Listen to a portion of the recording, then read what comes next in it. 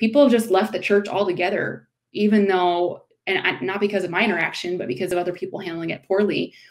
And I don't want that. I don't want how this interaction goes for me to affect your salvation. Like that's how serious I see this for a lot of people, because they see me as the church, and therefore the church has wronged them. So that's where I feel like some of that can be, you got to put your heart in it. And if you're in ministry, if you're a business, like do what you're going to do. But in ministry, I just don't think you have a position to take that coldly. What's up, Kingdom One family? Thanks for showing up to another podcast today. We are having a conversation with Kendra Holybee, and Kendra is the Chief Human Resource Officer here at Kingdom One, and her role is to lead the HR talent group as well. She's an administrative support, and she has been doing this for 17 years in healthcare and hospitality, restaurants, and in ministry. And Kendra currently holds her credentials for Senior Professional in Human Resource. And this interview is fantastic. She strikes gold multiple times. You're going to want to grab a pen and paper and take some notes. Let's jump into our interview with Kendra. Welcome to the Kingdom One podcast, where we grow the church together. This podcast is here to give you big ideas and help you get practical with the tactical. Here's your host, Nick Olaye.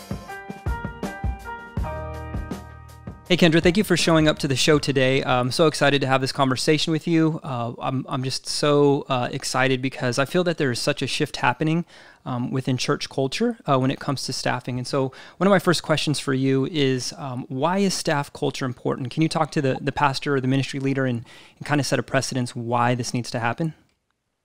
Sure, definitely. I think, it's funny, culture nowadays we hear it a lot. But then there's really not any definitions around what is a staff culture. So I'm going to start with that first before I just talk through why it's important. But staff culture really at its core is really the makeup of a shared kind of behaviors or beliefs of your staff.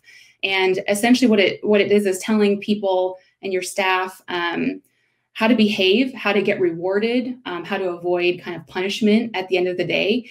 And so that all of those behaviors as an organization make up kind of your culture. So whether you've created one unintentionally or intentionally creating one, every organization has one at the end of the day. And really the culture at the end of the day is really what's happening under the hood of your organization. It's what most people really don't see from the outside. But it's happening kind of all under the engine of your organization. And a healthy culture at the end of the day really propels your mission forward. So when you think about why it's important, culture is a thing that's actually going to move your mission and your vision forward, because it's the collective of your staff. And if they're healthy and that culture is healthy, your mission then moves quickly forward in what you're trying to do. So it's really, at the end of the day, the fuel kind of in your engine. So without that, really, you could be driving a Maserati, but without fuel in the engine, it's really going to go nowhere. So it really is the mission and the vision and the culture that really push that forward at the end of the day. Could you talk a bit about, you talked about healthy staff culture, and a lot of what you said at the beginning sounded like parenting. And when you think about parenting and raising healthy children, how do these two things fit together? How does a healthy staff culture fit with modeling behavior and things like that? Yeah, I mean, it really is. I mean, it sounds very elementary to think about you're raising your staff culture in a way you would raise children. But at the end of the day, it's not all that much different. You're trying to set really healthy expectations for your staff. You're trying to have real and honest conversations with them in their day-to-day. And you're trying to kind of tell them how they can succeed in what they're going to be doing. And so, I mean, at the end of the day, that it's not that far off from parenting. So if you're a parent out there, you can use a lot of the same strategies in your culture that you would with your children. But at the end, you're giving more autonomy and more responsibility to your staff in their day-to-day. And so a healthy one really gives them that autonomy at the end of the day. It's giving them the responsibility and ownership over what they're doing, whereas parenting, you're more hands-on in that space. So we're trying to create a healthy culture that allows them to make decisions on their own, really use their creativity to come up with solutions, and that will really propel people forward and want to keep doing the things that they're doing in their work. That is so awesome. I heard you say autonomy, and I think for some church leaders that could be counterintuitive. A lot of times some church leaders like to be very hands-on and like to give a lot of direction. Can you maybe talk about what are some ways that if a leader doesn't feel healthy giving that autonomy to an employee really soon, what are some things that can be done in order to get the organization into a more autonomous space? Yeah, totally. Like I really think that it's hard for a lot of people to release. And for a lot of people, control can be very comfortable. But as a leader, I think in general, we have to be uncomfortable and be comfortable with the uncomfortable at the end of the day. And so part of that is just taking baby steps. I think when you think about your staff and their responsibilities, how do I incrementally give them some autonomy in ways that are safe for them to then fail in their responsibilities? And essentially, if they succeed at those things, then it'll start to build trust over time. And so that trust goes both ways. The staff will then trust you to give them that autonomy, and backwards, you can trust them to really move their responsibilities forward. So I think trust goes with that, but just take baby steps at the end of the day. Start small in ways that I know that I can let them take something and run with it and see how they do. And then when they're successful at that, I can then continue to give them more and more and more as time goes on. That is awesome, hearing that, creating a safe place that employees can fail, and then understanding the trust aspect of that, I feel is so, so good when it comes to that. What are some good ways to build a culture? I know we talked a few right there. Do you have any other tips about building a staff culture, if like they're the HR director or even a pastor? How do you get to build that? Sure. I definitely think about the full life cycle of an employee when I think about culture, and that comes from the moment they apply at your organization all the way through to potentially them even retiring at your organization. And so when you think about that, you're thinking about how they really experience you as an organization. And so the first place I would start with thinking about building a culture would be really starting with evaluating what you have currently. I think it's really important to investigate what your current situation is on your culture to determine how to move forward in the future. Do you have a bad culture? Do you have a good culture? Is it unhealthy? Is it delegating too much? Is there too much control? So I think you have to look at the whole picture first to determine where are we currently at as a culture? What are our long-term goals and where we want to be? And then what are some actual actions that we can take that would move us forward and move that needle closer to our goals as far as culture? And so when I think about those things, there's a couple of three big things I think about, which is one, how are we communicating with our teams? Are you using Slack? Are you using email? Are you using text? I would actually determine what all those functions are for first. What do we use Slack to communicate for? What do we use texting for? What do we use emailing for? So there's some clear lines around how we communicate more consistently with our staff and teams as a whole. And really never losing sight of communication. No matter how healthy your organization is or your church, at the end of the day, communication will always be at the forefront of what you need to be focusing on. And I always say, too, at the end of the day, if you're communicating too much, you're probably communicating just enough at the end of the day. Because if you feel like you're under communicating, you're definitely not communicating enough with your teams to feel like they're engaged. The second thing really would be putting your heart into everything that you do. So if you're trying to build a culture, you can't build that in a sterile environment. You have to be able to put your heart into what you say you're going to do. So it's good to have words, and communication is good, but if I don't put action behind what I am doing, then it really won't matter, and the staff will kind of see through that at the end of the day. And the last thing would just be being really super intentional. Being intentional with your teams right now is neither convenient or efficient. We're all kind of working remotely. We're all kind of scattered places all over right now because of COVID. And I think you have to really reach into the place of intentionality with your teams right now and just go above and beyond, because that intentionality, then again, just going back to trust, builds a trust that, number one, I know that you're saying things to me that are important. You're going to put your heart into it and follow up with those actions.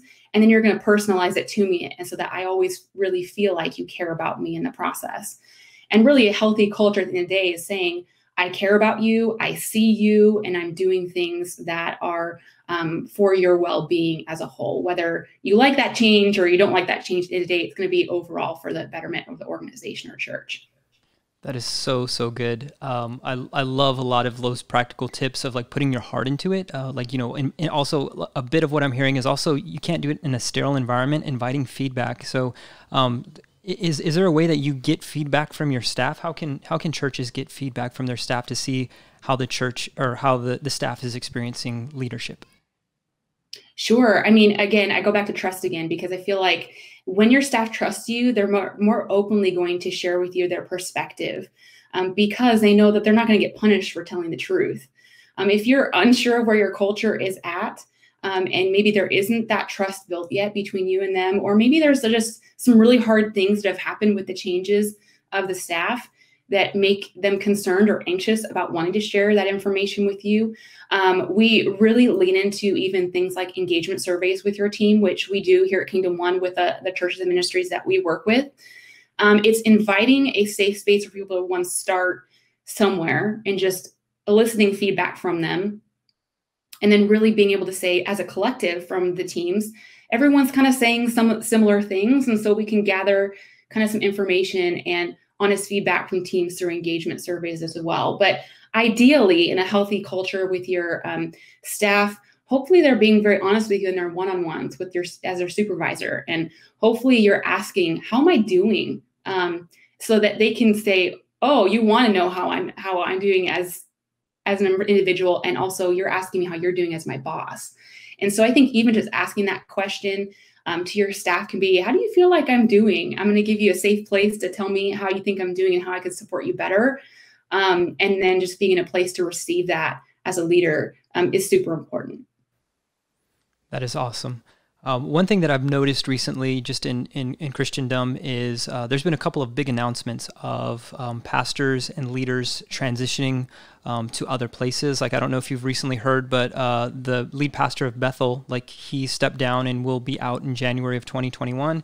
And same thing with Alan George, who is the online pastor for Life Church. And these are high-profile pastors. But also, I believe behind the scenes, we're going to see a lot of shifting of employees happening because of COVID and those types of things. Can you talk to us a bit about, like, why do you think that shifting of church staff is happening in this time? And how are some good ways to onboard new staff or staff from other churches? Sure. I mean, I think right now there's just a lot of uncertainty. And I think in the season that we're at, if we're taking some real intentional time with our time with God, I think we're going to hear him speaking in very unique ways right now. And in a lot of ways, uncertainty really drives a dependence on God. And so, like, in this season, what we're seeing is, I think people can really reevaluate where God has them. You know, I think when seasons are good and maybe just fine, I think we tend not to question where God's got us as much. And so when we get to really uneasy seasons and some uncertainty, that's where we really see us driving towards a dependence on God and really saying, like, is this the thing that I should be doing right now? And if you are going to ask me to do something else, I'm going to go wherever you lead me. And I feel like those that are really in tune with where God's voice is leading them, I think we're going to see God moving in just really unique ways in this season and the season following COVID. Because I don't think COVID will go away necessarily. Hopefully we get out of the pandemic soon in terms of the just real strict lockdowns. But I think in general, it's causing people to really question. We've seen people close to us get sick with COVID. I know people personally who have passed away from COVID. I think to myself, gosh, life is short, right? So how do I do what I'm supposed to be doing? How do I hear God in this moment? Because at any moment, anything could change in amongst my life. And I could think I'm really healthy and something happens. So I think there's kind of twofold of that, the uncertainty and then kind of the reality of this is a real thing that my life could be over. And how do I then propel myself forward into the thing that I should be doing that's going to make the most impact for God's kingdom? So I think we're just seeing a lot of people just shifting and moving in these spaces of just like, I'm listening to God and I'm just going to follow him wherever he leads, no matter how crazy it is at this point. Absolutely. And I think having healthy rhythms as a staff member, it's not just for pastors and for leaders to, to be in the word and to be praying and to, if you're about the faith, be about the faith. And so working in a church, I think it's so important to have those spiritual disciplines so that we can hear where we need to be. And so I think that's fantastic that, if we're relying on God and He's speaking to us and He's telling us to move, we need to be obedient to those things. So that's so good. What are some good ways to onboard new employees, or if an employee is coming from another church culture to, your church culture, what are some good ways to make sure that they're onboarded well and they kind of understand the staff culture? Yeah, for sure. I love onboarding. It's super fun. It's one of the things that I probably enjoy most out of like HR is really like, how do I make people feel super welcome in a new place? Because I feel like sometimes it's just awkward. You're starting somewhere you know nobody, no culture. You're just going to start over again. And so I think it's really good to think through a mindset of as I've built onboarding in the past, I always think through a couple of things, which is I want them to feel like when they walk in the door that I thought about you, I planned for you, and I'm ready for you to start. And so when I think through those lenses, there's a lot of back work that has to happen before they even show up on day one. And that's everything from if you're in person still, and across the country, it's different places. But if you're in person still, it's even as simple as like, do I have a desk and a chair for them? Like, where are they going to actually sit? Where are they going to be situated in the offices? Everything from that to making sure their Gmail account is set up, their email, making sure they have invites to Slack or calendars. Those are all things that like seem like very minute details, but actually matter because when they get in on their first day, they actually have some things to do. They actually can go through and set up their Slack account and go through and start accepting invites and study the org charts or things like that are important for them. But the other side of it is there's a lot of logistics. And yes, there's a whole checklist that we're going to share with you guys later that will have some of that in there of just the logistics part of it. Yes, we needed them sign new hire paperwork, but hopefully they're doing that before they get there on their first day. So I always try to get a lot of the logistics done prior to them actually coming in and starting. So that way, when they do get there, we're really just focused on how to just make them feel welcomed and important and special in that moment. The other side of it too is just making it really personal. So one of the things I used to do was I'd have new staff just fill out like a quick profile, and it had like it was a Google form, and it just had like maybe 5 to 10 different questions of, if you had $20, where would you spend it? And they would say things like Target or Starbucks or Audible or whatever their option would be. If calories weren't a thing, what would be your favorite drink of choice? And so they give us those kind of information. Those are just fun ideas, but then when they get in there on their first day, I know like, here's some of their favorite snacks. Hey, I might even just bring them their favorite coffee and leave it on their desk for their first day. And you can really blow someone out of the water on a first day with probably around $40 per person. And it doesn't cost a lot. It's really just the intention behind what you're giving them. Again, they don't have to be expensive gifts. They can just be things that are really special and important to them and make it their first day great. Other things would be like really having almost like a host of sorts. And I did this before, so we paired some people on staff. They were like deemed my hosts for all the new staff. And I had like 5 to 10 of them that were just really great and making people feel really excited and energetic about what they're getting to do. And I would just have them like show them around the campuses and introduce them to people, give them, lend some of their relational equity to that new hire as they're introducing them. Eventually that host could then become a buddy for them, a prayer partner if you really want them to. I think it never hurts to have someone just being prayerful for you as you start to acclimate to a new culture. And really, in a day, it could take a whole year for someone to acclimate to a whole new culture. So I think having grace for people that allowing them the space to just really ask all the questions they can ever imagine, and being ready for those questions when they come. And then the last thing really is just making sure you connect with them about, what is a 1-day goal? What is a 1-week goal? What's a 30-day goal, a 60-day goal, and a 90-day goal? Like giving them actually things to aim for so that as they are sitting down to sit at their workstation for the first time, they're going like, oh, I actually know what I can be doing. And I'm not just, waiting for emails to show up in my inbox. You can give them meaningful work in the first couple of months of their onboarding there. I love that. That is so practical. And it's probably such a great experience to walk into a place and realize, hey, I'm welcomed here. They listen to me. And it's like day one. And so I think those checklists, and then also the, just the gifts that you could potentially get your new hire is really, really good. As we shift gears, let's go the opposite direction. Let's talk about the sad reality of what has to happen for a church to let an employee go well. And I know this is a sensitive topic, and I know there's a lot of emotions and feelings involved in making a decision like this. But how can churches do that well? And do you believe that they should be doing that well? One, I absolutely believe we have a calling as an administrator church to do this well. I think when we think about the life of Christ and how also truthful and graceful he was in his delivery with his disciples, with people in his community, he never failed on the truth and grace combination. And so I think that's the position that every church and ministry needs to take when they let people go. These are decisions that are affecting someone's life. So then we need to be mindful of that. So I start very simply in the idea of like, this sounds overly simplistic even, but I hope as a leadership team, you're praying through that before you even make that decision. Have we all collectively really spent some time in prayer to determine if this is the right move forward?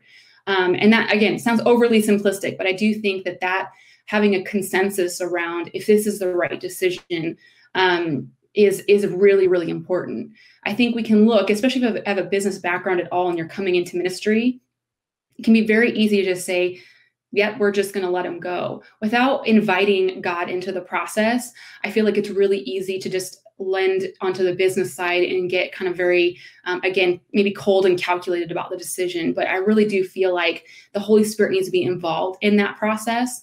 And we should all have a consensus around, is this, number one, the right decision to make right now?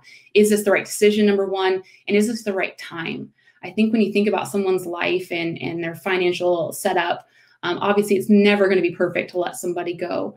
But I think there's a lot of things that we can do as a church, and I think it's our calling.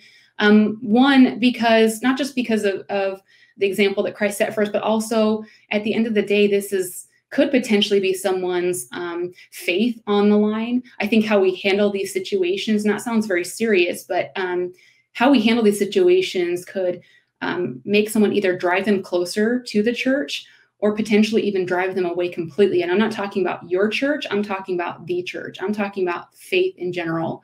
These kinds of situations should be taken with such seriousness that we should assume and really be mindful of that this interaction could then drive them away from their faith altogether. And so we have a calling to do this well. Not all of us are gifted in it. I've been doing it a long time, but even with doing it as long as I have, it doesn't get any easier or any better to make these decisions or to have these conversations. They're still very emotional. They're very hard conversations to have. So after you've spent some time really like inviting God into the process and wisdom, we've decided that, hey, we're going to land. This is where we think we're going to land with this decision, and we're going to have to let somebody go. I do think that there's a certain art to that. Like I said, just combining that truth and grace with them in a moment. And as a leader in that conversation, it's not about my discomfort in the situation. And I think I have to remember that when I am having these conversations all the time, is that this moment is not about me. I need to be able to lean into these conversations harder and not pull away. So I can easily turn off the emotion and make it very cold, but that would not serve that staff member well.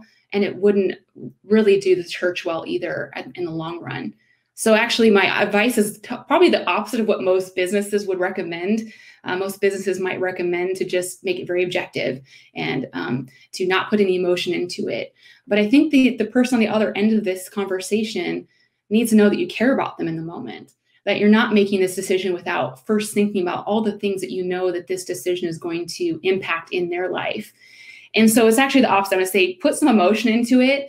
I'm actually going to say, I think you need to lean in harder into these conversations, not pull away from them.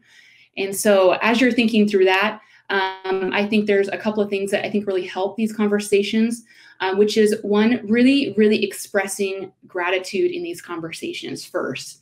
I think the person on the other needs to know that even if the relationship here is ended as a staff member, you're still 100% grateful for the work they did back there, and that their work was meaningful and purposeful, and it had an impact on where we landed today as an organization. So I think that part of it, starting with gratitude first, and then leading into really the final decision at the end, of course, but really just thinking through the lens of, let's be grateful, let's be loving, let's use words that are really intentional in those moments, and have some compassion for them in the moment. And really, at the very end of the conversation for me is really just saying that we love you and we want you to still continue to be a part of our family, even if you're not in the immediate family of the church anymore. And so I think even just extending that, that desire for them helps them feel like I'm not going to be forgotten in the process. And then I think the really hard part actually comes after they've left. And a lot of times the staff are still coming to the church, and you'll see them on the weekend services. And I think the harder part is, what do we do with that awkward interaction that happens when we see them after the transition has happened? And I think that's where we can actually do a lot of impact, have a lot of impact on that individual. And that is that I still see them, and I'm looking them in the eye every week, and I'm saying, I'm so glad you're here. And I think that part of it is where it gets really awkward for a lot of people, and they don't know what to do with that awkward space. So that's where I say, just again, lean into that awkwardness a little bit, and really extend some compassion and love to that person, and just really look them in the eye and say, I see you, I recognize you, even though you're no longer on our staff. I think that message will go a long way, I think, in these interactions with those transitions. Well, that is so good. I've never heard that before. And just the idea of giving gratitude and giving meaning to work, I think is really important, especially the work that we do as ministry leaders is, we're here to grow the church. And I think that shouldn't be discounted because we leave a staff or, we leave an organization. So I think that's so helpful. Kendra, as we wrap up today's interview, what would you say to that HR person or that ministry leader who is currently struggling right now with the staff culture? Is there some piece of advice or anything that you could leave them with to encourage them? Yeah, absolutely. I mean, HR as a whole, like I just encourage all people that are holding the mantle of HR, whether you actually have an HR role or you're the senior pastor who is kind of taking on those HR responsibilities. The HR role is not an easy one. It's filled with like lots of positive things, but also a lot of really hard things at the end of the day. And if you're struggling with your culture, I think it's really important to, again, go back to my original kind of advice and like, let's take a minute. Let's invite the Holy Spirit into these kind of thoughts and into these prayers to really figure out, where do you need to lead us to get us healthy? And that may, likely won't be a change of your vision as your church, but it could change things like the things that you value as an organization. And you might want to swap some of those things out. Because I think values at the end of the day, if you don't uphold them and you're not backing them by your actions, then they're really not the values that you hold as an organization. And that disparity for your teams can create a lot of like anxiety because they don't know how to behave. So I think an encouragement for you would be, this is hard work. This is not the easy work, but we get to do it. And I say get because it is an honor to be able to walk alongside people in their toughest moments. And I think that's at all ministry, and that's all levels of ministry, is that we should see it as an honor to walk alongside people in kind of their toughest moments. And in HR roles, we're doing that kind of a lot. People come to you and they unload on you about their personal life, and you're going, okay, what do I do with this situation? But I hope that you see it as an honor, and I hope that you see it as a privilege to be able to do that with your teams. And when we see it that way, then we're end up being very thankful for those moments that are hard still. What I try to do, and here's like my tip, I've been doing it for years now, is I have an inbox folder that I create with every company I've been with. And I always open it, and I always call it Open When.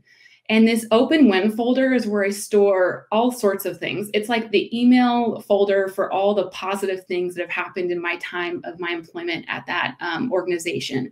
And I start to throw things like when a staff member and I have a good interaction, or I was able to kind of walk alongside them in a tough moment, or just hand them a tissue and say, I understand. I will throw that email of that interaction into that folder. When my boss gives me a praise or an acknowledgement that I've done something really well, I throw that email into that folder. And so what I end up using that for is when you're having a moment of discouragement, you can go back to your open win folder and you can spend as much time as you want really thumbing through all of the things that you have been able to impact with your teams, with your staff. Remind yourself of the things that you have done well or are doing well or you've accomplished over time. And this can be, not just staff. It could be from, your congregation if they send you a thank you email. It could be from literally anybody. But I would just throw emails into that open win folder.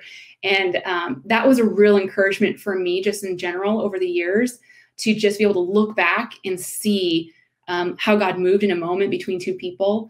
And that what I do really matters and it's important.